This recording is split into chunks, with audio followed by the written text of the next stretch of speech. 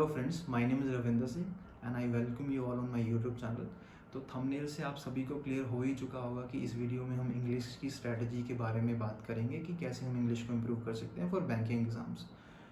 तो first of all मैं आप सभी से अपना स्कोर कार्ड, जो स्कोर कार्ड्स हैं डिफरेंट एग्ज़ाम्स के, वो शेयर करता हूँ, जिसमें आप इंग्लिश के मार्क्स मेरे ज़रूर देखिएगा।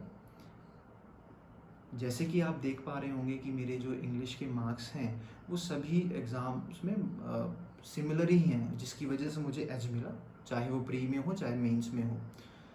तो इंग्लिश को इम्प्रूव करने से पहले हमें समझ होनी चाहिए कि इसके डिफरेंट पार्ट्स क्या हैं और उस पर काम कैसे करना है। तो मैंने इंग्लिश को 4 पार्ट्स में डिवाइड किया था। First part is the reading and understanding, second is the grammar, third is the vocabulary and fourth one is the practice जो हो रहती है। तो ये सभी 4 पार्ट्स हैं। इसकी मैं डिफरेंट वीडियोस अपलोड करूँगा, क्योंकि अगर सभी चारों पार्ट्स को एक वीडियो में डिस्कस करना बहुत डिफ़िकल्ट हो जाता है। तो इस वीडियो में हम स्पेशली बात करेंगे रीडिंग एंड अंडरस्टैंडिंग की, कैसे हम रीडिंग और अंडरस्टैंडिंग को इम्प्रूव करें। तो उससे पहले हमें समझ होनी चाहिए कि ये इम्पोर्टेंट क्यों है रीडिंग और अंडरस्टैंडिंग। क्योंकि जो बैंकिंग एग्ज़ाम्स हैं वो ज़्यादातर आपकी रीडिंग और अंडरस्टैंडिंग स्किल्स चेक करते हैं, चाहे वो प्री हो, आरसी के तौर पे रीडिंग कॉम्प्रिहेंशन तो आते ही आता है। मेंस में देखा जाएगा तो रीडिंग कॉम्प्रिहेंशन आते हैं 3-4 समटाइम्स। उसके अलावा डिफरेंट क्वेश्चंस होते हैं, जैसे कि पैराजम्बल, ऑड वन आउट, पैराफिलर। अगर आपको रीडिंग एंड अंडरस्टैंडिंग स्किल्स आपकी अच्छी है तो आप इन क्वेश्चंस को बहुत आसान से कर लेंगे और ज़्यादा डिफ़िकल्टी आप फेस नहीं करेंगे। तो ये जो स्ट्रैटेजी है ये बोथ जो कैंडिडेट्स होते हैं, बिगिनर एज वेल एज जो प्रिपरेशन में हैं, उनके लिए है। तो फर्स्ट ऑफ ऑल बिगिनर्स की बात करते हैं, जिन्होंने अभी अप्रैल से शुरू किया है प्रिपरेशन और जो इस साल एग्ज़ाम्स देंगे बैंकिंग के, जो डिफरेंट एग्ज़ाम्स होंगे।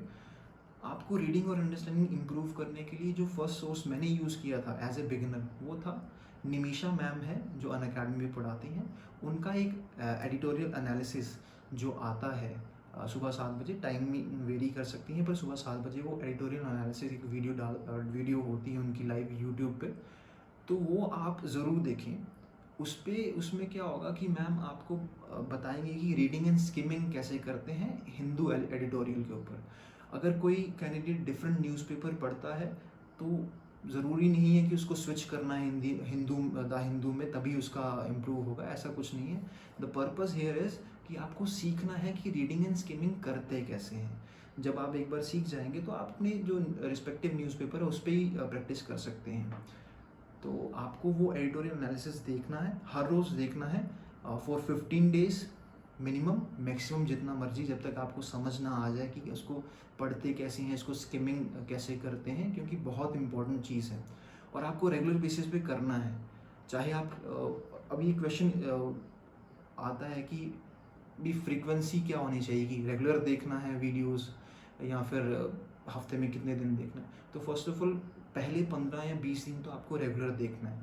आपको एवरी एस्पेक्ट जो है रीडिंग और स्किमिंग का वो इम्प्रूव करना है, उस पर काम करना है कि कैसे हम इसको और अच्छे से समझ पाएँ। जब आपको 20 या 25 दिन के बाद, डिपेंडिंग अपॉन इंडिविजुअल कैपेबिलिटी, कईयों को पहले समझ आ जाएगा, कईयों को लेट आएगा, तो कोई फ़र्क नहीं पड़ता। आपको सीखना है। आपको जब समझ लग जाए कि हाँ मैं समझ पा रहा हूँ, तो उस समय ज़रूरी नहीं है कि आप हर दिन वीडियो देखें, हर दिन क्लास देखें, क्योंकि क्लास ऑलमोस्ट 35 टू 40 मिनट्स की होती है। तो डिपेंडिंग अपॉन दी आपका डेली वर्क लाइफ कैसा है, या फिर डेली जो रूटीन कैसा है, जो टाइम टेबल कैसा है, उसके हिसाब से आप उसको मैनेज कर सकते हैं। मैं अपनी बात करूं तो मैंने शुरुआत में 15-20 दिन देखा था, वीडियोस को रेगुलर देखा था, अपनी रीडिंग एंड उस पर स्किमिंग स्किल से काम किया। उसके बाद जो फिर मैं अपने हिसाब से ही द हिंदू के 2 आर्टिकल्स पे रीडिंग एंड स्किमिंग करता था। तो इस तरीके से आप अपनी जो रीडिंग एंड स्किमिंग जो स्किल्स हैं, रीडिंग एंड अंडरस्टैंडिंग स्किल्स हैं, इसको इम्प्रूव कर सकते हैं। अगर आप बहुत अच्छे तरीके से इसको करेंगे तो डेफिनेटली आपको इम्प्रूवमेंट ज़रूर दिखेगी। अब बात करते हैं एक रीडिंग और अंडरस्टैंडिंग स्किल्स को अलग लेवल पे ले जाने की। तो एक साइट है, जैसे कि अपलोड मैं कर दूंगा, aeon.co। वो उस साइट को आप खोलेंगे, जब एसएस वाली साइट थी उसको ओपन कर रहा हूँ। जब हम ओपन करेंगे तो कुछ ऐसा इंटरफेस आएगा। इसमें बहुत सारे एसेस अवेलेबल होंगे, डिफरेंट ऑथर्स के द्वारा दिए जाएंगे। और ये चीज़ आप नोटिस कीजिएगा, ये डिफरेंट थीम्स के ऊपर होंगे। For example history of science, human evolution, फिर इकोनॉमिक्स पे anthropology, history of ideas, knowledge. तो आपको मैं रिकमेंड करूँगा आप ज़्यादा जो टॉपिक्स होंगे नॉलेज या इकोनॉमिक्स या जो फिलोसफिकल होते हैं ना, कई बार जो कॉन्शियसनेस से डील करते हैं, उनको आप पढ़िएगा। मोस्ट प्रोबेबली नॉलेज वाले या फिर इकोनॉमिक्स के रिलेटेड पढ़िएगा। और एक थर्ड ऑप्शन है कि आप अपनी चॉइस से भी पढ़ सकते हैं, क्योंकि बेसिक जो मुद्दा है वो ये है कि आपको अपनी जो स्किमिंग और रीडिंग स्किल्स हैं उसको अनदर लेवल पे लेके जाना है, बहुत अच्छी तरह इम्प्रूव करना है। तो फॉर एग्जांपल मैं ये नॉलेज वाला जो टॉपिक है, मीनिंग बियॉन्ड डेफिनेशन, को ओपन करूँगा। तो यहाँ पे मीनिंग बियॉन्ड डेफिनेशन जो भी है, आर्टिकल पूरा आ जाएगा जो भी ये ऐसे है। इसमें एक चीज़ मैं आपको ज़रूर बताना चाहूँगा कि ये जो एसेज होते हैं ये बहुत लेंदी होते हैं। आपको पूरा ऐसे पढ़ने की ज़रूरत नहीं है। आपको maximum 6 to 7 passage 6 to 7 passages जो हैं आर मोर देन इनफ। उससे ज़्यादा पढ़ने की ज़रूरत नहीं है, क्योंकि इसमें टाइम बहुत जाएगा। तो अगर आप 6 से 7 ऐसे जो पैराग्राफ हैं ऐसे के अगर पढ़ पा रहे हैं और उसको स्किम कर रहे हैं, उसको समझ पा रहे हैं, बहुत अच्छा आपकी रीडिंग स्किल्स बन जाएंगी इससे। तो आपको ये भी कंटिन्यूसली करना है। ये स्पेसिफिकली मैं बोलूँगा जो मेंस ओरिएंटेड हो जाता है, मेंस ओरिएंटेड है। जो रीडिंग स्किल्स और स्किमिंग स्किल्स जो हैं वो तो एडिटोरियल एनालिसिस से इम्प्रूव होंगी ही, पर अगर आपको अनदर लेवल पे लेके जाना है तो आप इससे अपनी जो प्रिपरेशन है कर सकते हैं, इससे अपनी जो रीडिंग्स एंड स्किल्स को इम्प्रूव कर सकते हैं। ये जो साइट है, ये जो ऑलरेडी इन प्रिपरेशन है उनके लिए बहुत अच्छी साइट है। वो भी अगर अपनी रीडिंग स्किल्स को एक बेहतर बनाना चाहते हैं, एक बेहतर लेवल पे लेके जाना चाहते हैं, तो वो इस चीज़ को फॉलो कर सकते हैं। तो इस ढंग से एवरी डे नए नए टॉपिक्स आते हैं, आप पढ़ सकते हैं। तो इस तरीके से आप AEON पे .co जो मैंने आपको बताया, इस पे डिफरेंट एसेस पे आप काम कर सकते हैं। अगर आप जो जो ऑलरेडी प्रिपरेशन में हैं, इस साइट पे ज़रूर एसेस पढ़ सकते हैं। जो इस साइट की लैंग्वेज है, जैसे मैंने डिस्कस कर दिया ऑलरेडी वीडियो में, बहुत हाई लेवल है। और आप जब इसको अपनी रेगुलर प्रैक्टिस करेंगे इस साइट से, इस जो एसेस पढ़ेंगे, तो आपको एक चीज़ ज़रूर पता चलेगी कि जो मेंस की लैंग्वेज होती है इंग्लिश के आरसीज की, वो बहुत सिमिलर है जो इन एसेस हैं इन साइट्स पे अवेलेबल। तो डेफिनेटली आप इन चीज़ों पे काम कीजिए।